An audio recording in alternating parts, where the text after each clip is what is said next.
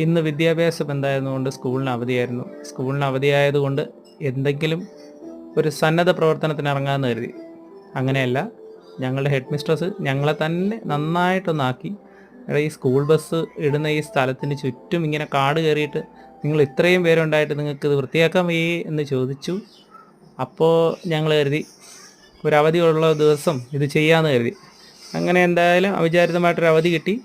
ഞങ്ങളൊരു 10, 11, 12 പേരുണ്ടായിരുന്നു. എല്ലാവരും ചേർന്ന് വളരെ ഒരുമിച്ച് ഒറ്റക്കെട്ടായിട്ട് നിന്ന് എന്തായാലും പരിസരം മൊത്തം വൃത്തിയാക്കി.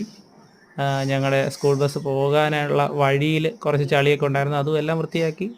എന്നിട്ടൊരു ചെറിയ ഫോട്ടോഷൂട്ടും അത് കഴിഞ്ഞിട്ട് എല്ലാവരും വളരെ സന്തോഷത്തോടെ പിരിഞ്ഞു.